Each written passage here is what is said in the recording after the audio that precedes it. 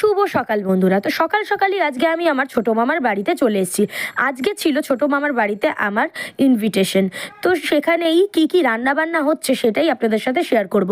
তো সকাল সকাল ঘুম থেকে উঠেই ফ্রেশ হয়ে পৌঁছে গেছে রান্নাঘরে রান্না করতে। তো এখন মামা রান্না করছে হচ্ছে চাটনি, মিক্স ফ্রুট চাটনি। এইটা যে মামা কী দারুণ বানায় বন্ধুরা, যে কি বলবো। শুধু যে এইটা ভালো বানায় তা না, আমার মামার হাতের রান্নাবান্না একেবারে অসাধারণ। তো সকাল সকাল কি দিয়ে ফ্রুট চাটনিটা করছে সেটাই আপনাদের সাথে শেয়ার করব। তো ফলগুলো তো কাটা দেখেই নিলেন, এদিকে বেদানা কাটা ছিল, এদিকে ছিল আপেল, কলা, কমলা লেবু, আঙুর।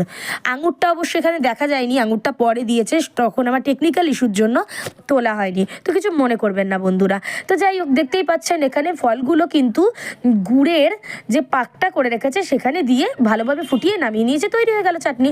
এরপর আমরা চলে এসেছি ছাদে, কারণ রান্না বান্নাটা ছাদেই হবে। তো এই সাইডে দেখুন ভেজ ডালও বসিয়ে দিয়েছে। ডালটাকে সকালবেলায় সেদ্ধ করে রেখেছিল, এখন জাস্ট হলুদ দিয়ে জল দিয়ে ভালোভাবে সবজি ভেজে এটাকে বানানোর পালা। তো এই সাইডে ডাল তো ফুটে গেছে, এরপর সবজিগুলো দিয়ে ভালো করে নাড়িয়ে চাড়িয়ে নামিয়ে নিলেই তৈরি হয়ে গেল গরম গরম ঘন ভেজ ডাল। এইটাও দারুণ বানিয়েছে। তারপর আমার এক মেসো আসার কথা ছিল, যিনি মাছ মাংস কিছু খাবেন না। আজকে যেহেতু বৃহস্পতিবার সেহেতু উনি নিরামিষ খাবেন, তো ওনার জন্যই আলাদা করে বানানো হচ্ছিল পনির আলুর তরকারি।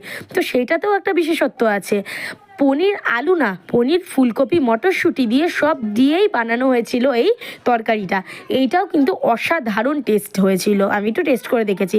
এরপর এই চলে আসলো বাটা মাছের ঝাল। তো এইটা পোস্ত, কাজু বাটা সব দিয়ে এই বাটা মাছের ঝালটা করা হয়েছিল। তা আপনাদের কেমন লাগলো ভিডিওটা আজকে অবশ্যই জানাবেন, আর আমার মামার রান্নাবান্না কেমন লাগলো সেটাও